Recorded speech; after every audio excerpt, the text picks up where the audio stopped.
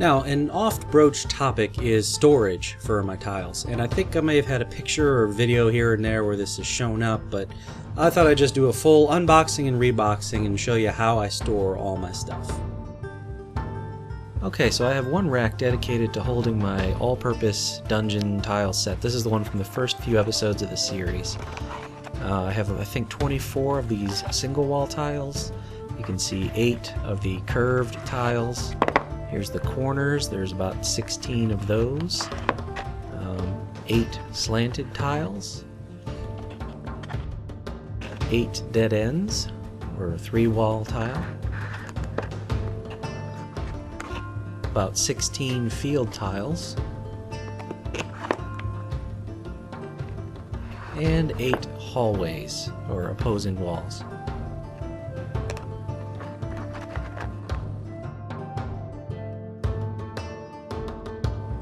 And here's another rack, which is yet to be totally filled up, but in front we got my water and acid tiles. That's from episode 13. Some lava tiles from episode 23.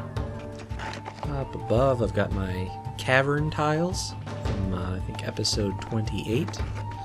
I don't have any cave tiles because I basically just do the cavern style now. Sewer tiles from episode 25, if you're interested in those. And then my tavern tiles from episode 10. Check that out if you want to make any set of your own.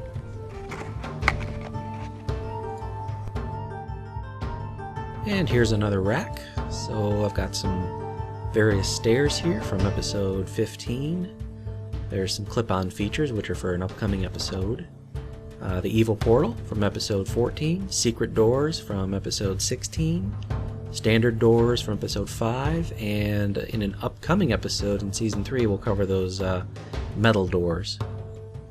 And this is the topmost layer. It's got no dividers and it's shallower, but holds all kind of different stuff. Here's a Frost Dragon breath template, some archways for an upcoming episode. A lot of this you've probably seen before elsewhere in the channel. There's a Scotty fountain, one of the first things I ever made. And here's how it all goes together. The one good thing about this Samsung printer that I bought is the box.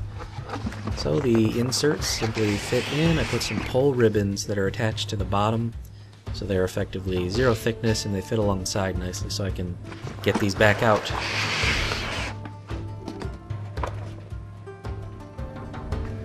And as you can see, I'm nowhere near full, so I have a lot more tile sets and terrain and stuff that I can make. A lot of reconfiguring I could do. But basically my entire dungeon scenery stuff fits in this one box. That's how I do it. Now to the main event. There's a link in the description below, and I'll put it on the screen above me too, so you can go ahead and download the free module, Julinda's Gauntlet, which is a one-shot intended to be played in a 4 to 6 hour session. Obvious spoiler alert, if you think you ever might be a player, turn off the video now and don't download it. And you're still here. Okay. So the gist of this adventure is that the dungeon is one big recursive puzzle that is based on time travel. It's basically an intricate security system to prevent access to Julinda's laboratory, Julinda being the antagonist here, a chronomancer, dabbling in time. The players, on their second jaunt through the dungeon, will start to realize that the things they did in the first time through are affecting them, and vice versa. A lot of cool opportunities for puzzle solving, role-playing, aha moments. The playtest went really well. So, grab a snack, download the module, and let's build Julinda's Gauntlet. Now when I prepare for a session, I find it's most helpful to go ahead and build the entire dungeon first as a dry run, and then I take the pieces that are on the table there, the ones that I know I need, and I put them in one dedicated rack. So that's what you see here. The entire adventure fits in this one rack, and they're all staged. So some tiles and some scenery are mixed, but it's okay, I'll put it all back later. This is all I need on my staging table behind the curtain to get ready to run the adventure. Room 1. 4 pillars adorn this room, and centered among them on the floor is a green marble platform with a white symbol engraved in it. A check might reveal that this is the symbol of Sindor, the god of time. There is a hidden alcove in the north wall which houses a chilling wand that is secured to a pedestal by several trapped clamps. In the ceiling of the room is a large brass hemisphere, polished and throwing off warped reflections. This is essentially a security camera, but it is only concerned with the free volume of the room. If anything or anyone is present or absent from the room, including the alcove, then there is a humming sound and the alarm is active.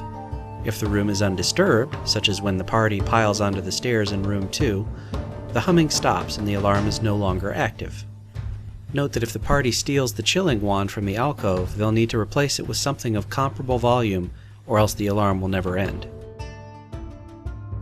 Room 2. This is a short corridor ending at a pristine locked metal door with no discernible keyhole or doorknob. An iron pole protrudes from the west wall and it is spring-loaded. If the alarm from room 1 is currently active, then the pole will not budge.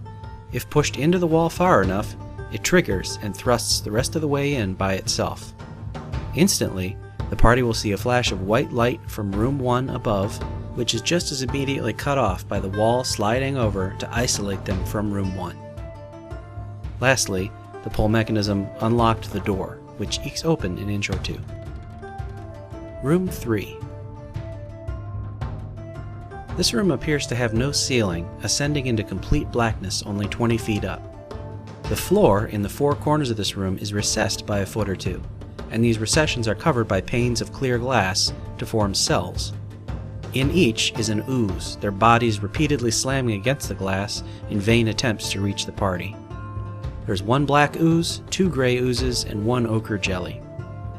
Gauge the party's progress, and at the right time, a few small boulders suddenly fall into the room from above, breaking 1d4 random panes of glass and also striking one random PC. The reason will become clear later on. The door to the north is again metal, although this one does have a latch and is unlocked. It is also scorching hot, dealing fire damage to anyone who touches it unprotected. Room 4. This room is a narrow, low-ceilinged natural tunnel with a very active pool of lava for a floor. Trying to cross it would be a death sentence. Allow a moment, and then kick off the role-playing encounter with Ekri the Aarakocra, as described in the module. Ultimately, Ekri will fly each PC through the tunnel and up into Room 5. Room 5. This cave is home to a marble dais with a strange wooden and fabric spiral device mounted on it. Unfortunately, I did not craft anything for this, but think Da Vinci's helicopter. That's what this looks like. It can be manipulated and is fairly fragile. A pile of rocks along the wall plugs the burrowing tunnel of a bulette, which could show up for a combat encounter at your preference. There is another metal door along the south, this one locked. Room 6. This chamber has random shapes of ivory inlaid in the floor. To the south are three enormous brass pistons, frozen at varying elevations. Between them and the party is an intimidating cross-hatched mesh of black iron bars. It is immune to magic of 6th level or lower, and cannot be damaged by physical means. In the center of the room is an arcane metal capstan, festooned with pulsing light blue runes. Turning the capstan causes the pistons to start churning, and just a moment later, the room fills with a blinding white light before everything goes pitch black.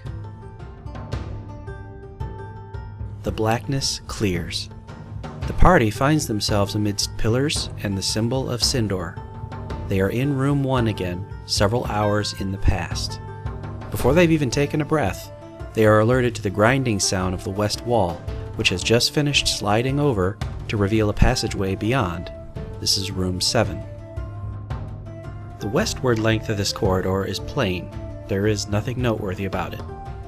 However, as the party walks past the location marked T on the map, a spear suddenly shoots out of the wall. This would be the other end of the spring-loaded iron pole from room 2, which the, quote, past party has just shoved through. The corridor ends at a circular stairway which ascends a total of 200 feet.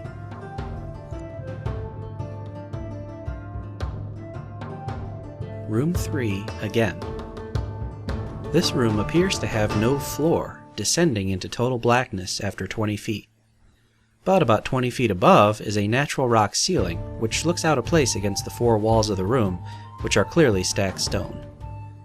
A T-shaped natural stone bridge connects 3 archways, one of which the party is underneath at the moment. Several dark mantles hide amongst the stalactites on the ceiling. When the time is right, they descend to attack. During the combat, some chunks of the stone bridge will fall away. Perhaps a PC needs to make a dexterity save or something like that.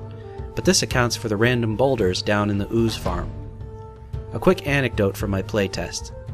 Back in the first time through room 3 at ground level, a player fired his crossbow up into the blackness to test it. The bolt never came down. Now, up here on the stone bridge, I had the crossbow bolt come out of the darkness below and strike that same player. He shot himself. It was hilarious. Room 8. This small chamber houses a cage in which is locked an Aarakocra. This is Ekri, and it is technically the first time that he has met the party. Use the role-playing guide in the module, but the bottom line is, he's generally good-natured and will offer to help the PCs in return for his freedom. All he wants is to escape this place. Players will recognize that they need to send Ekri downward in this very room right now to help their past selves get through room 4. If they don't, they will create a temporal paradox, tearing the universe asunder. Good times.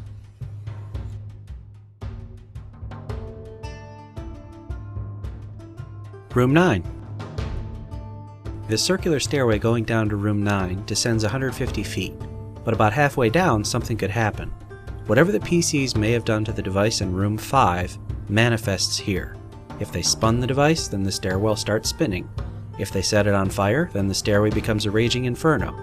You get the idea. The stairwell has a voodoo connection to that device from room 5. Upon reaching the bottom, the pistons ahead of the players have just begun to churn, and there's a blinding flash of white light from their left. This is their past selves traveling to room 1. A series of checks will get the party across the dangerous pistons. On the other side awaits another circular stairway, although this one is pretty boring.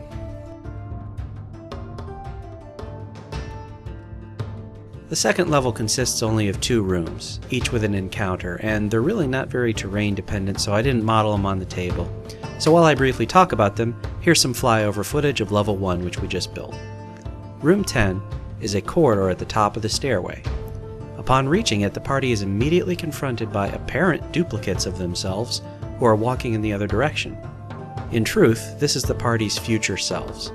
As the DM, have some fun with this encounter.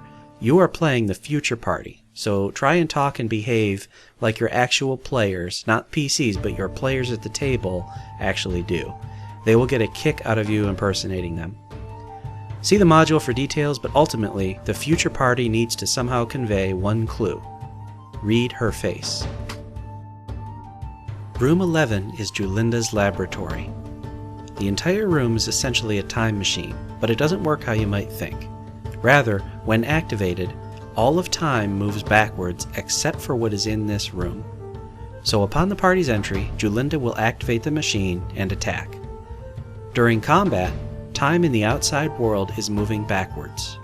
Upon defeating Julinda, the party can stop the machine using the code that is tattooed on her face, and then leave the room.